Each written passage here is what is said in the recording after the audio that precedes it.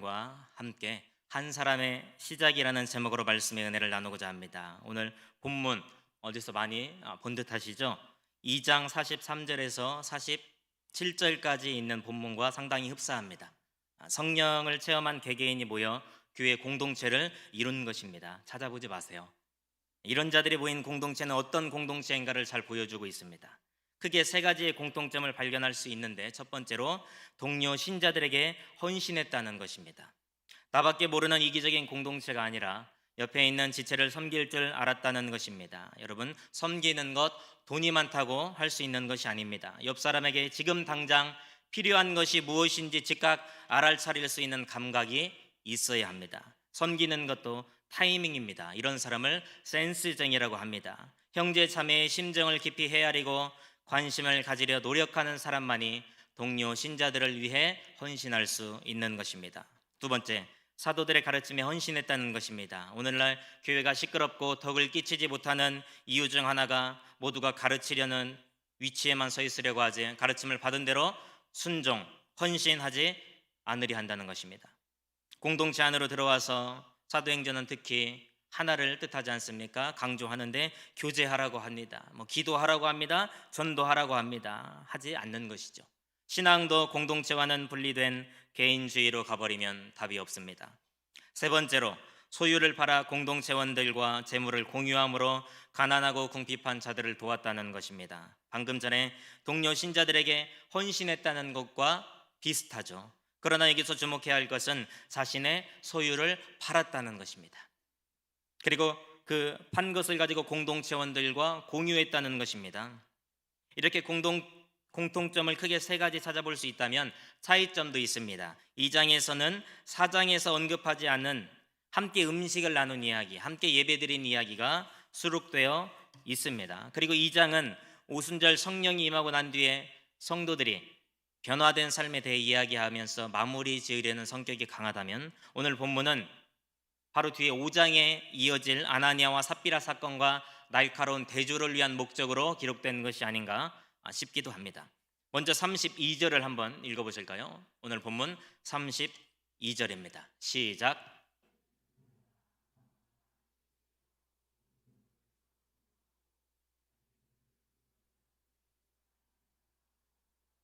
아멘. 초기 기독교 공동체의 삶의 특징 두 가지를 잘 보여주고 있습니다. 첫 번째, 믿는 무리라는 단어에서 알 수 있듯이 한 마음과 한 뜻으로 단단히 결합된 공동체라는 것입니다. 제 설교에 계속 등장하고 있는 것 같습니다. 한 마음과 한 뜻. 그러니까 마음은 사람의 정체성, 사람의 존재의 중심, 사람의 감정의 정서적인 중심, 사고의 중심, 하나님과의 만남이 이루어지는 영역을 말합니다. 뜻은 히브리식의 해석에 기반한다면 신자의 살아있는 자아를 묘사합니다. 쉽게 말하면 내 뜻을 다하여 하나님을 사랑하라. 히브리어로 네페시로 번역했습니다. 목숨과 생명을 의미하는 것입니다. 뜻은 목숨과 생명이라는 것이죠. 다시 말하면 하나님 사랑하기를 내 뜻을 다하여 하라. 이 말은 곧 내 생명을 다하여, 내 목숨을 다하여, 너의 전 존재를 다하여 하라는 것입니다. 오늘날에 여호와를 사랑하라, 여호와를 예배하라라는 명령도 수천 년이 흘렀다고 조금이라도 그 의미가 약화되거나 퇴색되지 않았습니다. 우리의 자세가 흐트러진 것이지 하나님의 명령은 퇴색된 것이 아닙니다. 하나님을 향한 온전하고 전적인 헌신을 오늘날에도 우리에게 요구하시는 것입니다. 생명과 전 존재를 다해야만 하나님께서 나를 제물로 받아주신다는 것을 여러분 잊지 마시기를 바랍니다. 실제로 한 마음과 한 뜻이 되어, 여기서 원문을 보면 미아라는 단어가 쓰였답니다. 이것은 숫자를 셀 때 하나 둘 할 때 그 하나를 말한답니다. 그 어떤 세력도 떼야 뗄 수 없이 강하게 결합된 공동체를 의미합니다. 우리가 생각해 볼까요? 나무 젓가락을 떼는 거 조금 삐뚤빼뚤할 수는 있지만 그래도 잘 분리가 됩니다. 우리 쌍쌍바 아이스크림을 분리시는 것도 상대적으로 쉽습니다. 그러나 풀로 색종이 두 장을 딱 붙여놓고 손으로 한번 완벽하게 떼어보세요 한다면 불가능이죠. 한 마음과 한 뜻이 이와 같습니다. 내부적으로 외부적으로 아무리 흔들어대도 결코 나뉘지 않는 공동체, 분열되지 않는 공동체 아니겠습니까? 로마서 12장 5절에서 말씀하듯이 우리 많은 사람이 그리스도 안에서 한 몸이 되어 서로 지체가 된 공동체라야 한다는 것입니다. 고린도전서 1장 10절도 말씀합니다. 형제들아 내가 우리 주 예수 그리스도의 이름으로 너희를 권하노니 모두가 같은 말을 하고 너희 가운데 분쟁이 없이 같은 마음과 같은 뜻으로 온전히 합하라는 것입니다. 우리 교회가 이런 교회가 되어야 하겠습니다. 건강하지 못한 교회는 물과 기름처럼 신자들 사이의 경계선이 뚜렷한 공동체입니다. 언제 두동강 날지 모르는 위태로운 관계죠. 조금 더 자기 자신을 내어주려 하지도 않습니다. 여러분 보세요. 여러분은 다른 사람에게 조금이라도 친한 사람 말고 안 친한 사람, 처음 만난 새로 등록한 분들에게 자기 자신을 내어주려 하십니까? 좀처럼 하지 않습니다. 그리고 상대가 다가와도 벽을 쳐버립니다.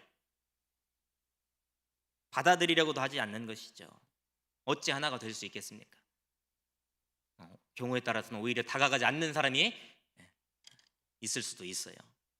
교회 안에서도 그리스도가 중심이 아니라 개인의 이익과 이해관계에 따라 그때그때 달라지는 불안한 관계, 어찌 건강한 공동체를 할 수 있겠습니까? 상대가 먼저 말 걸어주고 웃어주고 손을 내밀 때까지 꿈쩍도 않는 사람, 그런 딱딱한 사람들이 많이 있습니다. 딱딱한 사람일수록 부러지기 쉽습니다. 건강한 공동체의 특징은 내가 없어지는 겁니다. 퉁명스럽고 완고했던 내 주장, 고집, 경험도 공동체 안에 들어오면 눈 녹듯이 다 녹아버리고 스며드는 것이죠. 그런 공동체가 하나님께서 기뻐하시는 공동체입니다. 기독교 초기 공동체의 그들의 믿음은 성령 안에서 예수 그리스도께로 향한 일념으로 하나가 되었습니다. 성령은 하나 되게 하는 영입니다. 인정하십니까? 성령은 분열시키는 영이 아닙니다. 하나 되게 하시는 영이십니다.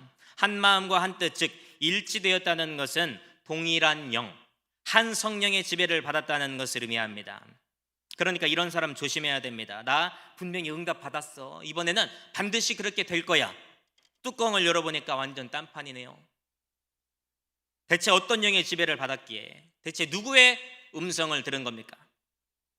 둘 다 성령의 음성을 들었다고는 하는데, 응답받았다고는 하는데 내용이 다르거나 결과가 다르면 둘 다 사기꾼이거나 최소한 둘 중 하나는 사기꾼입니다. 초기 교회 신자들은 하나님의 백성이라는 신분으로서 정체성도 하나였습니다. 복음의 빚진 자로서 삶의 목적도 동일했습니다. 주님께 대한 헌신으로 무장되어 있었던 것이죠. 그들은 자신들의 생명을 내걸 수 있을 만큼 확신하는 바, 거기에 몰두했습니다. 그들이 확신하는 바는 다름 아닌 예수님의 죽으심과 부활, 진리였습니다. 여러분은 지금 무엇에 확신을 두고 계십니까? 확신하는 그것에 생명을 내걸 수 있으십니까? 그것이 영생을 보장해 줄 수 있을까요? 확신하려면 아무리 세상이 변하고 시대가 달라져도 결코 변하지 않는 것이어야 하겠죠. 예수님의 죽으심과 부활, 진리 말고 이 세상에서 확신할 수 있는 것 하나도 없다고 저는 믿습니다. 여러분께서 지금 뭔가 쥐어보려고 하는 그것들 영원할 것 같으십니까? 순간의 유혹 앞에 혹하면 훅 가는 겁니다. 두 번째, 어느 누구도 자신의 재산을 내 것이라 하는 이가 없었다는 것입니다. 첫 번째는 한 마음과 한 뜻이 되었다면, 이 두 번째는 어느 누구도 자신의 재산을 내 것이라 하는 이가 하나도 없었다는 것입니다. 그들은 가장 예민한 개인 재산, 노골적으로 말하면 돈, 초기 그리스도인들은 돈을 대하는 태도에 대해서도 놀라우리만치 일치된 모습을 보였습니다. 내게 있는 모든 것이 하나님께로부터 온 것이라는 고백이 없이는 결코 보일 수 없는 반응이었던 것이죠. 물질이 우상인 사람은 절대 못합니다. 물질에 대한 탐심을 내려놓지 않은 사람은 흉내도 못 냅니다. 지갑을 닫아놓은 채 말로만 하는 사랑이 어찌 진실된 사랑이라고 할 수 있겠습니까? 한 사람의 불순종으로 죄가 세상에 들어오게 되었습니다. 아담을 불순종하게 만든 죄는 다름 아닌 탐욕이었습니다. 최초의 살인 가인이 아벨을 쳐 죽인 사건도 하나님의 사랑을 자기 혼자 독점하고자 하는 가인의 탐심에서 비롯된 범죄 아니었던가요? 골로새서 3장 5절은 그러므로 땅에 있는 지체를 죽이라. 곧 음란과 부정과 사욕과 악한 정욕과 탐심이니 탐심은 우상 숭배니라. 저를 따라 하시겠습니다. 탐심은 우상 숭배니라. 아멘. 아멘. 10계명 제1계명에서 9계명까지를 떠받들고 있는 계명도 바로 10번째 계명이죠. 탐심에 관한 것. 나는 물질에 대하여 얼마나 자유로운지 심각한 고민이 필요한 오늘이 아닐까 싶습니다. 저도 뭐 예외가 아니겠죠. 더욱이 갈수록 먹고 살기 힘들어지고 물가도 더 치솟는 이때 누가 하나님의 백성인지 판가름나게 되어 있습니다. 우리 솔직해질 필요가 있습니다. 물질이 부족한 분은 어쩔 수 없는 거죠. 그거는 뭐 강요할 수 없는 거기 때문에. 그런데 물질이 부족해서 그럴까요? 아니면 내 속에서 우글거리는 탐심 때문일까요? 그들은 내 재산일지라도 자신의 소유로 여기기보다는 전체 공동체의 필요에 따라서 언제든지 사용되는 일에 기뻐할 준비가 되어 있었습니다. 물질을 공유하기로 작정했다는 것이죠. 재산이 많다고요? 할 수 있는 것이 아닙니다. 마음이 있어야 합니다. 내 보물 있는 그곳에는 내 마음도 있느니라. 하나님과 재물을 겸하여 섬길 수 없느니라 말씀하셨습니다. 특히 이 문제가 어려운 이유, 내가 물질을 깨서 교회에 내놓거나 누구 어려운 이웃들을 돕는 것, 물론 물질이 어려워서 탐심 때문에 결정하기 어려운 부분도 있을 것입니다. 그러나 또 한 가지 어려운 이유는 내가 미워하고 싫어하는 사람을 위해서도 내 물질이 쓰일 수가 있기 때문입니다. 악독한 기독교인은 내가 미워하는 사람, 원수, 아무리 같은 교회 안에 있는 사람일지라도, 같은 기독교인, 같은 교인일지라도 미워하는 사람이 있지 않겠습니까? 그 미워하는 사람을 도와줄 바에야 차라리 모르는 사람을 도와주고 말겠다. 아니면 차라리 강아지에게 주고 말겠다. 이런 악독한 사람이 우리 중에 없을까요? 물론 공산주의처럼 사유재산을 인정치 않는 것은 아니었습니다. 1차적으로 나의 재산, 소유권 다 나에게 있는 것이죠. 내 소유를 팔아 공동체나 개인의 필요를 채워줄 상황이 발생하기 전까지 내 소유입니다. 내 명의의 재산입니다. 그걸 팔아서 현금으로 가지고 있더라도 일단은 내 것 아니겠습니까? 그러나 하나님께 드리기로 서원을 하거나 아니면 사도들의 발 앞에 내려놓는 순간부터 소유권은 이제 공동체로 넘어가게 되는 것입니다. 어떤 사람은 제가 이런 이야기도 들었습니다. 시험 들어가지고 교회를 떠나겠다는 거예요. 그런데 지금까지 헌금한 거를 다 내놓으라고 교회와 목사님을 협박하는 사람도 있다고 하죠. 아이고 주접시려라. 무슨 복을 받아요? 아무것도 받지 못합니다. 하나님 사랑과 이웃 사랑을 위해 실제적으로 내어놓아야 할 때는 기꺼이 기쁨으로 헌납했습니다. 강압이 아닙니다. 100% 자발적인 드림이었습니다. 모든 물건을 서로 통용하는 것과 자기 재물을 조금이라도 자기 것이라 하는 이가 하나도 없더라. 이 표현은 일시적인 충동적인 행위를 말하는 것이 아닙니다. 지속적인 반복적인 행위를 말하는 것이죠. 우리 신앙인들이 오늘날 세상으로부터 신뢰를 얻지 못하는 이유 중에 하나가 또 여기 있습니다. 선행이라는 거, 아름다운 표정, 친절, 따뜻한 말, 좋아요. 그런데 한결같지 못하다는 겁니다. 기분에 따라서, 상황에 따라서 손바닥 뒤집듯이 돌변해버리는 모습에 세상이 우리를 신뢰하지 못하는 것이고 당황하는 것입니다. 왜요? 성령의 감동이 아닌 인간적인 감정으로 하기 때문에. 우리가 어디 식당에 갔다고 생각해 보세요. 처음에는 자 대표 기도하겠습니다. 기도해요. 교회에서 온 거 남들이 다 알아요. 그런데 반찬이 맛이 없거나 종업원이 불친절하면 바로 거친 언사가 나가는 것이죠. 성령께서 주도하시면 비가 오나 눈이 오나 내 기분이 어떻든 내 처지가 어떻든 지속적으로 할 수 있지만, 왜냐하면 그분이 계속 힘을 주시기 때문에. 그런데 내가 주도자가 되면 시험이 왔을 때 영락없이 넘어질 수밖에 없습니다. 교회 일도 똑같습니다. 코로나 이전에 교회 일에 복음의 뜨거운 열정을 보이셨던 분들 지금은 어디서 뭘 하고 계십니까? 2년 전에 3년 전에 그때 있었던 열심은 대체 누구로부터 온 것입니까? 성령께로부터 받은 것이었습니까? 아니면 그저 인간적인 열심이었습니까? 저는 여러분들의 복음에 대한 순수한 열정이, 하나님만 바라는 일편담심 사랑이 끝까지 지속될 수 있기를 바랍니다. 재물을 드리든지, 꼭 돈 얘기만 하는 거 아니잖아요. 재물을 드리든지 그 외에 무엇을 드리든지 성령께서 주도하시도록 주도권을 내어 드리시기를 바랍니다. 오늘 제목이 한 사람의 시작 아닙니까? 공동체가 한 마음과 한 뜻이 되게 하는 일에 있어서 여러분 얼마나 협력하고 자신을 내어주고 계십니까? 그 일을 시작하는 한 사람이 바로 우리가 되어야 하지 않겠습니까? 하루라도 더 젊을 때, 더 건강할 때, 조금이라도 더 가진 게 있을 때 주를 위해, 이웃을 위해. 예루살렘 신자 공동체가 인간 능력 밖의 일까지도 감당할 수 있었던 것은 성령의 능력이 아니고는 설명할 도리가 없습니다. 성령을 받기 전까지는 늘 내가 먼저, 우리 자식이 먼저, 우리 교회가 먼저라는 이기적이고 옹졸한 신앙이었지만 성령의 능력을 경험한 뒤로는 비로소 나의 시선이 이제는 안타까운 그 영혼들에게로 향하기 시작하는 것입니다. 성령을 받기 시작하니까 그동안엔 나만을 위해 쓰려고 움켜졌던 손이 이제는 서서히 힘이 풀리면서 펴지기 시작하는 것입니다. 우리 33절 한번 읽어보실까요? 33절입니다. 시작.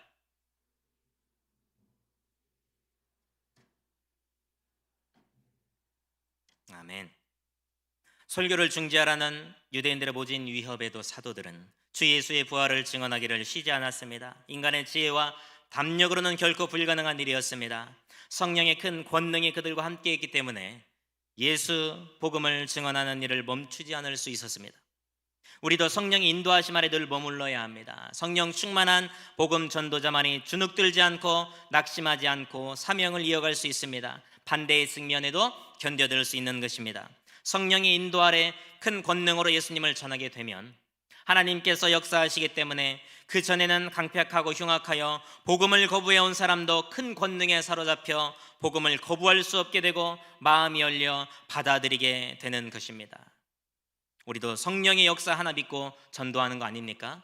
전도하러 나갈 때 두려움이 왜 없겠습니까? 그저 하나님 한 분 믿고 나가는 거잖아요. 보세요. 우리가 큰 은혜를 받아 하나님의 역사가 사도들의 행적을 통해 강력하게 나타났습니다. 2장 47절에서도 하나님을 찬미하며 또 온 백성에게 칭송을 받으니 주께서 구원받는 사람을 날마다 더하게 하시니라. 은혜를 받으니까 주위 사람들까지 하나님을 발견하고 찬미하게 되고 온 백성들도 자리를 들고 일어나 그리스도인들을 향하여 칭송하기를 주저하지 않았습니다. 사도 바울도 고린도전서 2장 4절에서 여러분 잘 아시잖아요. 내 말과 내 전도함이 설득력 있는 지혜의 말로 하지 아니하고 다만 성령의 나타나심과 능력으로 하였다는 것입니다. 말주변이 아니죠. 나의 경험과 재능이 아닙니다. 성령의 권능입니다. 큰 권능은 큰 은혜를 불러오게 되어 있습니다. 건강한 공동체를 이루는 동력은 다른 데 있지 않습니다. 큰 권능을 통해 큰 은혜를 받은 사람들이 한 마음과 한 뜻으로 뭉치기만 하면 외부의 어떤 탄압에도 흔들리지 않는 믿음의 공동체가 되는 것입니다. 이런 의미에서 신자 공동체는 이런 물건뿐만이 아니라 목적과 믿음도 공유해야 한다는 것입니다. 그 결과 어떻게 되었습니까? 34절에 그 중에 가난한 사람이 없으니, 가난한 사람이 없어져 버리고 말았습니다. 35절까지 이어집니다. 사람들이 밭과 집을 팔아 사도들의 발 앞에 두었고 사도들은 그걸 가지고 꼭 필요한 사람들에게 나눠줬기 때문에 또 사도들의 발이라는 표현은 37절에도 나오고 5장 2절에도 나옵니다. 공식적인 용어로는 일종의 법적인 양도를 의미한다고 합니다. 또 얼마나 배려 깊은지 몰라요. 사소한 배려를 우리가 찾아볼 수 있습니다. 사도들이 분배하기 편하게끔 땅을 가져올 수는 없잖아요. 그러니까 현찰로 바꿔서 가져왔다는 거예요. 큰 배려죠. 사도들을 믿고 맡긴 겁니다. 당신이 알아서 땅 파세요. 흙을 퍼다가 팔든지 해서 쓰든지 말든지 하세요가 아니라 현찰로 팔아서 쓰기 쉽게끔 사도들의 발 앞에 가져다 놓았다는 것입니다. 어느 책을 보니까 이런 도식이 나와 있더라고요. 성령의 충만, 그리고 부활 신앙, 풍성한 은혜, 나눔의 실천, 다 순서적으로 연결이 됩니다. 풀어보면 성령 충만한 초대 교회는 주님이 주신 담대함으로 부활신앙을 전파했습니다. 그리고 부활신앙은 모든 이들에게 풍성한 은혜를 제공하였고 은혜를 입은 예루살렘 공동체는 나눔을 실천하는 성숙한 공동체로 변화되었다는 것입니다. 오늘 우리 교회가 한국교회가 이래야 합니다. 한 손에는 복음을 들고 한 손에는 사랑이 담긴 떡을 들고 세상으로 나서야 하는 것이죠. 이 구절은 신명기 15장 4절과 5절 말씀이 성취된 것인데요, 자신의 백성을 향한 하나님의 약속의 말씀이 성취된 것입니다. 우리 한번 읽어보실까요? 신명기 15장 4절과 5절입니다. 시작. 내가 만일 내 하나님 여호와의 말씀만 듣고 내가 오늘 내게 내리는 그 명령을 다 지켜 행하면 내 하나님 여호와께서 내게 기업으로 주신 땅에서 네가 반드시 복을 받으리니 너희 중에 가난한 자가 없으리라. 아멘. 우리 중에도 가난한 자가 다 사라져 버릴 수 있기를 주님의 이름으로 축원합니다. 아무나가 아닙니다. 신명기 15장 2절의 문맥에서 본다면 먼저 가난한 사람은 단순히 돈 없는 사람이 아니랍니다. 물론 그것도 맞지만 빚을 독촉하거나 강압적으로 빚을 갚게 하는 채주의 손에 있는 채무자를 말합니다. 얼마나 비참하겠습니까? 채주의 손에 나의 운명이 달려있다 생각해 보십시오. 하루하루가 지옥 같을 것입니다. 이런 소망 없는 지경에 처한 자라도 이제 비결이 나옵니다. 약속의 땅에 정착하기만 한다면. 지금 어디 땅에 서 계십니까, 여러분? 그리고 하나님의 말씀에 순종하기만 한다면 가난을 종식시켜 주시고 하나님께서 주시는 복을 받게 될 줄로 믿습니다. 여러분 앞에 하나님의 말씀이 놓여 있습니다. 한번 만져보세요. 평소에 안 만지시죠? 하나님의 말씀이 놓여 있습니다. 말씀을 받은 자들이 순종하면 놀라운 은혜가 나와 이웃들에게 임하게 되는 것이고, 순종하지 않으면 아무 일도 일어나지 않을 것입니다. 말씀에 순종하는 행동이야말로 하나님께 대한 신앙의 증거가 됩니다. 헌신의 증거가 됩니다. 공동체원들을 나의 가족이나 친구로 여긴다는 표시 아니겠습니까? 형제 자매를 내 가족으로 여긴다면 주어도 아깝지 않잖아요. 주면서도 기쁜 거 아닙니까? 내 가족처럼 여긴다면. 아니에요? 그렇잖아요. 여기서 우리가 또 오해해서 안 될 것이 있습니다. 땅을 한 평이라도 가진 사람은 무조건 다 팔아야 하는가? 아니죠. 개인의 자유입니다. 혹여나 팔더라도 일부만 팔든지 전 재산을 팔든 그것도 본인의 자유입니다. 그리고 한 번에 전 재산을 판 것도 아닙니다. 누군가를 도와줘야 할 일이 생겼을 때 그때 하나씩 판 사람도 있었겠죠. 이런 자산의 점진적인 현금화를 말하는 것이죠. 사도들에게 가져다 주었다는 것도 또 일회적인 표현이 아니라 아까 전에 말씀드렸다시피 가져오고 있었다, 지속되었다는 겁니다. 반복을 했다는 것입니다. 마지막에는 사도들을 믿고 맡긴 거죠. 언제 어느 곳에 어떤 용도로 사용하든 내 손에서 떠났으면 사도들이 어떻게 쓰든지 믿고 끝내야죠. 그런데 여전히 우리 안에는 내가 어떤 선한 일을 하면 내 얼굴을 나타내려는 욕망이 꿈틀거리는 것이죠. 물건이라면 기증한 사람이 나이기 때문에 내 이름을 자그맣게라도 써집어넣고 싶은 그런 욕망이 있는 것이죠. 근데 내가 하기는 뭔 내가 한 겁니까? 다 하나님께 받은 거면서. 이 점이 당대 그리스 로마의 정서와 기독교 간의 큰 차이를 보여줍니다. 그리스 로마 문화는 가난한 자들에게 은택을 베풀고 도움의 손길을 뻗는 것까지는 좋아요. 그런데 그것이 상당한 영예와 특권, 존경을 받기 위한 목적이었다는 것이죠. 그리고 사회적인 신분을 보상으로 받는 경우도 있었다고 합니다. 이게 순수한 동기와 목적에서 나온 선행입니까? 그런데 그리스도인은 달랐다는 겁니다. 나누어 주었다라는 말이, 내가 무언가를 나누어 주었다라는 것처럼 한글 성경에 나오지만 이 수동태라고 하죠. 수동태. 그러니까 나누어지도록 만들어졌다. 내가 한 게 아니라는 겁니다. 나눔을 실천할 수 있는 원동력이 내가 착한 사람이라, 내가 마음이 넓은 사람이라, 내가 관대한 사람이라서가 아니라 성령에 의해 그렇게 되었다는 것입니다. 로마서 5장 5절이 말씀하듯이 우리에게 주신 성령으로 말미암아 하나님의 사랑이 우리 마음에 부은 바 되었다라는 것입니다. 내가 하나님의 사랑을 끌어다가 누구에게 부어준 거예요? 아니죠. 받은 거 나눠주는 것이죠. 내가 하나님을 좌지우지하는 겁니까? 36절 37절에는 이 귀한 하나님의 사업의 모범적인 샘플을 보여준 한 사람이 소개됩니다. 그 사람이 누굽니까? 잘 아시는 바나바죠. 똑바로 읽어도 바나바, 거꾸로 읽어도 바나바. 가난한 자의 필요를 충족시켜 주기 위해 자신의 밭을 팔아버림으로써 관대함의 모범을 보여준 바나바. 뒤이어 나오는 아나니아와 삽비라와는 얼마나 대조가 되는지 모르겠어요. 다음 시간에 보시겠지만 순전한 섬김의 표본이 됩니다. 그의 선한 행위는 그의 별명이 충분히 반영하고 있습니다. 바나바 하면 어떤 사람이죠? 위로자 아닙니까? 위로자.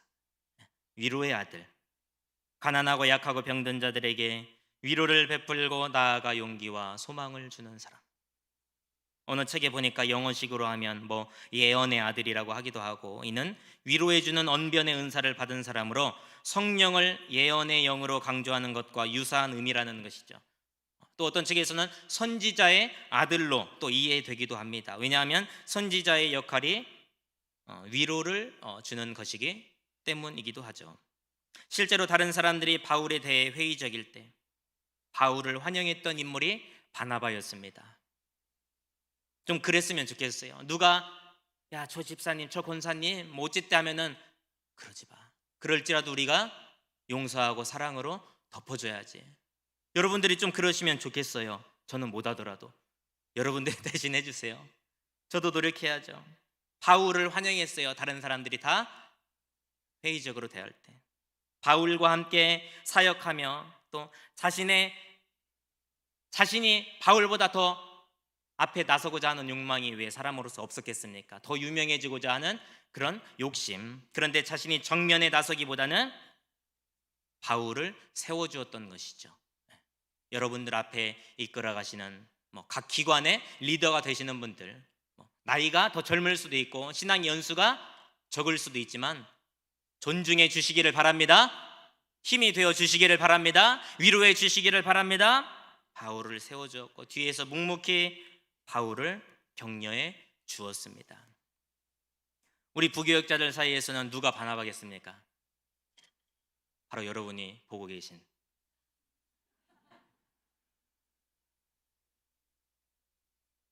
내려가면 얻어맞는 거예요. 이제 저는 바나바의 행동은 세 개의 동사로 묘사됩니다. 밭을 팔았다, 그 값을 가지고 사도들의 발 앞에 두었다.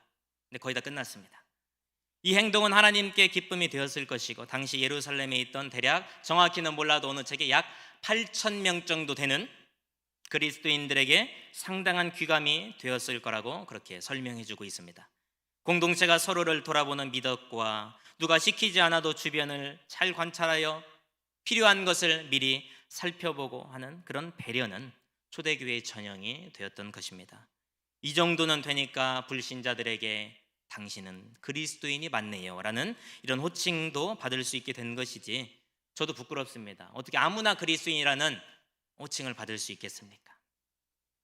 말씀을 맺겠습니다. 한 부자 관리가 예수님께 나와 묻습니다. 선한 선생님이여, 내가 무엇을 하여야 영생을 얻으리이까?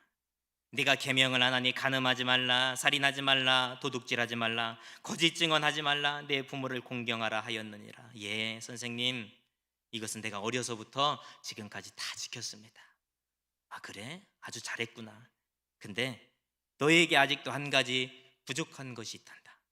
내게 있는 것을 다 팔아 가난한 자들에게 나눠주거라. 그리하면 하늘에서 내게 보화가 있으리라. 그리고 난 뒤에 나를 따르거라. 그 사람은 재물이 많은 고로 이 말씀으로 인하여 슬픈 기색을 띠고 근심하며 가니라. 종교인과 그리스도인의 결정적인 차이점이죠. 행함이 있느냐 없느냐. 물질을 어떻게 사용하는지 보면 공동체 내에 가장 가난하고 약한 자들을 어떻게 대하는가를 보면 그 공동체가 건강한 공동체인지 부패한 공동체인지, 거기에 속한 신자들이 성령을 받은 신자들인지 흉내만 내는 신자들인지 대번에 알 수 있습니다. 성령이 오시면 근본적인 변화를 일으키시는데 당연히 죄인이 회개하고 예수님을 구주로 믿게 되고 은사도 받게 되고 사명도 받게 되고 다 좋습니다. 그런데 너에게 아직 한 가지 부족한 것이 있으니 내게 있는 것을 다 팔아 가난한 자들에게 나눠주라. 설마 다 팔라는 이야기겠습니까? 모든 걸 요구하시는, 생명까지 요구하실 때도 있겠죠, 누군가에게는. 그러나 다 그렇진 않습니다. 여러분, 큰 부담 갖지 마세요. 독하게 움켜쥔 손에, 여러분 손에 힘을 조금 빼라는 것입니다. 힘을 빼야 여기저기서 나가서 다른 어려운 사람들에게까지 흘러 들어가는 것 아니겠습니까? 주먹을 펴세요, 여러분. 움켜진 나의 타락한 욕망에서 좀 자유로워질 수 있기를 바랍니다. 이 귀한 생명사역에 먼저 첫 발을 내딛는 그 한 사람이 바로 여러분과 제가 되기를 간절히 바랍니다. 우리 찬양하면